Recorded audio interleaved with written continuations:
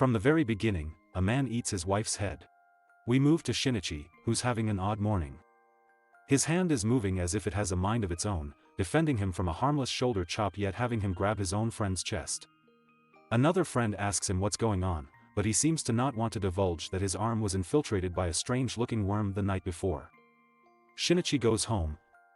Upon arriving, Shinichi attempts to attack his traitorous hand, which defends itself and then morphs a mouth to speak to him. He's stunned and full of questions, but the parasite needs rest.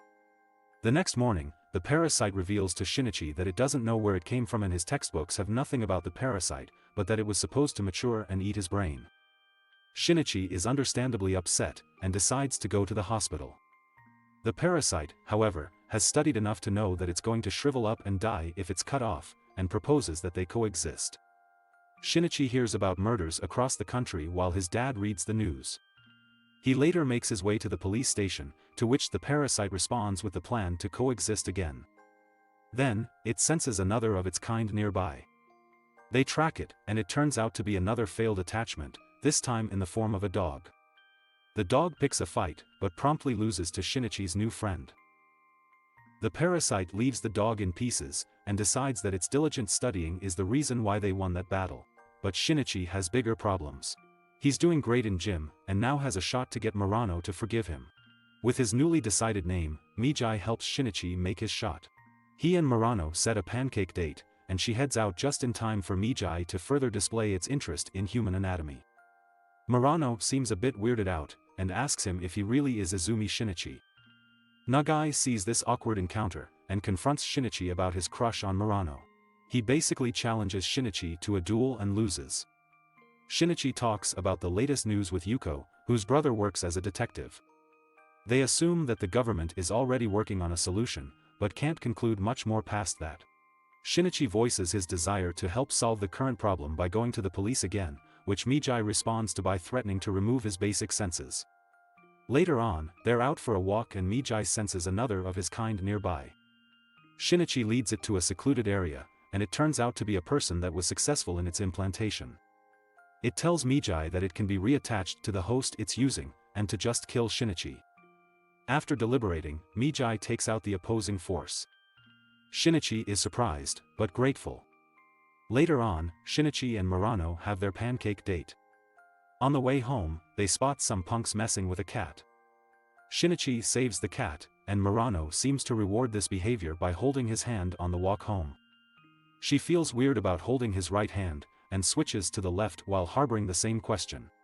A woman calls out a man for groping her on a train, and kicks him off on her way out. Ryoko becomes Shinichi's new math teacher, and spots him immediately during the school's morning ceremony.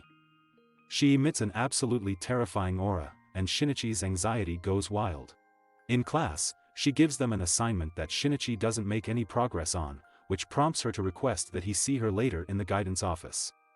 She confronts him directly about being one of the parasites, and they agree to meet after school to discuss the information they've gathered. They meet, and another man that has been killing recently is there with her.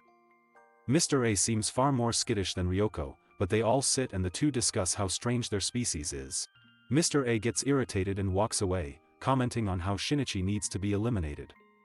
The next day, Mr. A breaks into their school and tries to find Shinichi. He was initially masked by the other students, but refuses to use them as meat shields and instead made a barricade out of desks.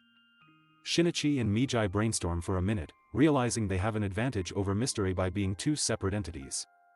They both get ready to fight, and he stands directly in front of Shinichi ready to attack. Mr. A and Mijai fight, but Mijai is only acting as defense. Shinichi retrieves the chair leg from his pants and stabs A in the heart. Mr. A starts to run away and Mijai tells Shinichi to follow him, but Shinichi doesn't want to become a murderer. They let him go, and Mr. A talks to himself about possibly being able to relocate. He tries to relocate to Ryoko, but she escapes. The school reopens and Ryoko continues to teach as normal, until her pregnancy becomes a problem that needs to be addressed. She quits on the spot, and goes to kill Shinichi. They discuss the parasite's existence, but after a realization, she leaves him alone. He'll be good data for her to collect. Shinichi and Mijai discuss the situation, and Mijai tells him that relocating to a different person is possible but extremely dangerous. Shinichi's parents talk about his recent weird behavior, and his dad assures his mom that he's just going to keep secrets sometimes. He mentions her burn, and she remembers getting her scar to save Shinichi. Shinichi's parents tell him that they're going on vacation, and he doesn't want them to go because of the murders. His mom gets upset and starts questioning what's been going on with him recently, but he dodges. Later on, Shinichi and his mom get into a small argument and she confronts him about his extremely weird behavior at dinner. He ends up telling them he's okay with them taking their trip, and they depart. Somewhere else, Ryoko stands atop a building and feels the baby kick. A couple is driving on a highway, and the girl asks what the seatbelt is for. He's incredulous at this, so much so that he gets distracted and drives them off a cliff. The parasite realizes what the seatbelt is for, and decides to relocate to its prey. Shinichi happens upon Nagai being jumped. He stands up for him in an effort to maintain his humanity, and gets his butt beaten in the process. A girl with them gets them to stop, but realizes something's wrong with him when she approaches. This spreads around school and Shinichi ends up being offered help from some guys at school. The girl that was with Mitsuo's gang approaches him again while he's walking home with Murano, causing a slight scene. They leave, only for Murano to be snatched by Mitsuo's goons again. Shinichi stands his ground, but gets kicked around without letting Mijai help until the guys from school show up to save them. Somewhere else, the parasite that relocated to its host's boyfriend's body realizes that it can't figure out how to use the male body. The body begins to reject the parasite. Shinichi and Murano talk at home and have a bit of a bonding session, then Murano leaves only for the same girl to approach Shinichi again. She checks to see if they're on okay terms, and shakes hands, but she can tell that there's something wrong with his right hand. Shinichi hurriedly says his goodbyes, and Mijai explains to him that the girl is extremely perceptive, way more so than Murano, and can possibly perceive wavelengths emitted by the parasites. As he's eating, Shinichi receives a phone call from his father, who tries to tell him that something happened to his mother. He says something about a monster, then passes out. Shinichi freaks out, and passes out as well. He tries to figure out what's going on after he wakes up, but a parasite is approaching his house. Shinichi and Mijai go to defend the body, but Shinichi becomes completely unassuming when he sees his mother walk through the door. She approaches him, but reveals that she needs to go back and check to make sure the man she left is dead. Mijai tries to get Shinichi to focus, but he holds Mijai back with a knife. He pleads with her, only to be stabbed through the chest. The parasite controlling Shinichi's mother removes its blade while telling Mijai to give up and die. In an act of desperation, Mijai fuses itself with Shinichi's heart and slowly repairs him from the inside until he can return to the right hand. He's missing from school, which causes Murano and Yuko to question his absence. Akiho then runs up to confront Murano about possibly dating Shinichi, who denies it. This news crosses over to Nagai, who storms off upon hearing it. Shinichi awakens and stays home, mourning the loss of his mother. He gets a call to come to the hospital to see and care for his father, which he runs off to do immediately. Murano catches him leaving the house looking gaunt and tries to get him to tell him what's going on, but fails. He tries to be considerate of her feelings, but his main goal is to avenge his mother. Shinichi meets a girl on a train, who happens to be able to take him to the hospital. While he's on his way, the police are questioning his father and informing him about the situation. He mentions the alien thing that was in his wife's place, but is told that it was probably a nightmare. Shinichi and his father are reunited, and they discuss what happened to his dad in minor detail. Shinichi tries to explain further, but his dad can't bear to talk about it. His father urges him to get some rest, and he finds an inn nearby to rest in. It happens to be run by the family of the girl on the train, and she gladly gets him settled in. Later that night, Mijai reveals that his biology has been altered by fusing with Shinichi's heart, and he is no longer sensitive to threats while asleep, which he must now do for at least 4 hours a day, posing a massive threat to them both. Shinichi looks a lot healthier the next day. And he sees Mikiko again after visiting his dad in the hospital the next morning. She asks if he has a girlfriend, and he asks where the nearest path to the beach is, then makes a mad dash for a wall. With absolutely no regard for her seeing him do this, he jumps on top of the wall and runs away. Then he catches up to the parasite and confronts it. Shinichi approaches the guy, only to see that he's a human. However, his mouth morphs and reveals that his parasite is also attached in a strange way. He tells Shinichi that his wife ran off on him and he decided to off himself, but couldn't do it. While admiring the sunset, a parasite jumped into his neck. He fell back into the water, and his parasite had to ignore its directive to fuse with the brain. It instead fused with his mouth and enabled him to breathe. Yuta and Shinichi leave to wait near the hospital just as Mikiko catches up with them. They discuss Shinichi's situation and trade information, and Yuta offers to help Shinichi detect the parasite inhabiting his mother. Later that night, Mijai explains to Shinichi that his body has become far stronger due to Mijai's healing, and there are now small unconscious bits of Mijai floating throughout Shinichi's body. Shinichi wonders if this is contributing to his recent inability to cry, but rests. Mikiko confronts Shinichi about his odd behavior and runs away in embarrassment, and Yuta calls to tell him that his mother's body is nearby. Shinichi tells him to run, and makes his way towards them. Yuta and Parasite try to hold out, but Shinichi's mother stabs them directly in the heart. He falls off of the cliff and onto a small overhang, and Shinichi approaches with the blade that Mijai left him before it very inconveniently fell asleep. Shinichi battles his mother with newfound strength and agility, and at the critical moment, he sees the burned scar that he gave her as a child.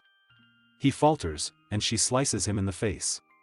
He faces her again, only for Yuta and Parasite to finish her for him, as Yuta didn't want to make him have to slaughter his own mother. Mikiko catches Shinichi on his way out, and invites him back whenever. They say their goodbyes, and he and his dad discuss his mother.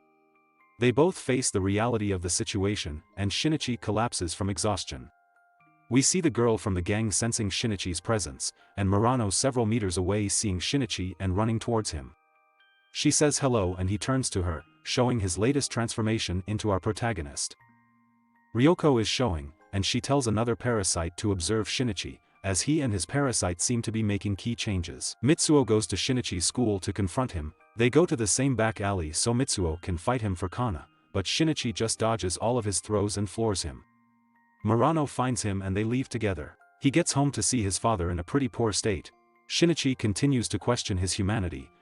He hears a dog crying out for help, and runs to check if it can be saved.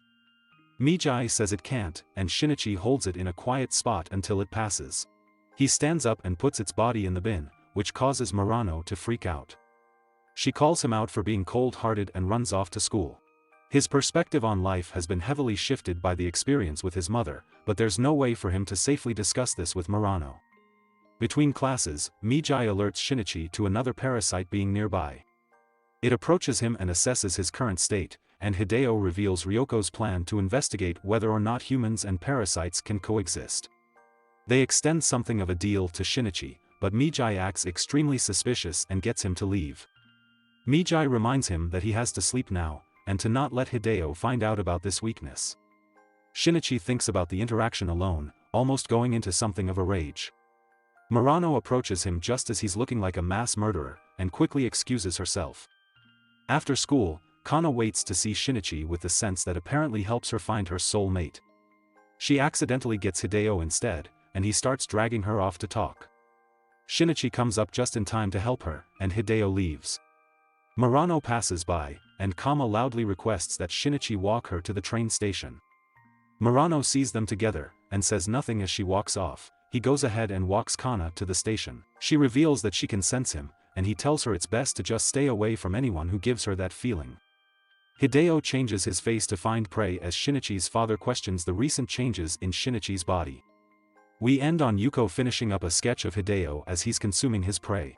Mitsuo catches Hideo following Kana and attempts to fight him, leading to him being left on the floor of a public restroom. Yuko sees Hideo leaving the restroom, and he notices her there. Hideo watches from afar, and decides to check to see why the signal from Mijai was so weak. He radiates hostility intensely, and Shinichi doesn't even flinch. Ryoko and a shadowy character discuss their plans, and he tells her that their purpose was to neutralize the toxin that man is to Earth. Shinichi sits down and lets his father explain everything that happened, but tells him nothing about his own parasite. Yuko comes home to find her brother passed out on the couch, but sees the police sketch. He wakes up and snatches it away from him, saying that it's for an investigation but is somehow not the suspect. She asks him about her drawing, but he can't help her. Yuko sees Hideo again while at school, and witnesses a baseball fly and put a massive dent into his head. He covers and heals it before the player approaches him, and leaves while Yuko hides in shock at the fact that his face really is fake. Shinichi stops Murano in the hall to apologize for everything, but runs to save Mitsuo's gang when Mijai tells him that Hideo has killing intent towards them. He catches up to them all in some back alley, and Shinichi gets Hideo to leave. He tells the guys to leave and not to mess with Hideo, and the real leader of the gang picks a fight with Shinichi instead. He stops a punch, warns them again, and they leave. Shinichi goes back to school to retrieve his bag, which Murano has for him. Hideo comes to ask what happened, and Shinichi basically tells him to piss off. He really can't catch a break today. Murano confronts Shinichi again, and they argue. She asks if he's really Izumi yet again, he tells her to shut up, and she runs off. It seems to be the end of their arc, and Mijai tries to cheer him up by pointing out his recent physical changes are what hardened his mind.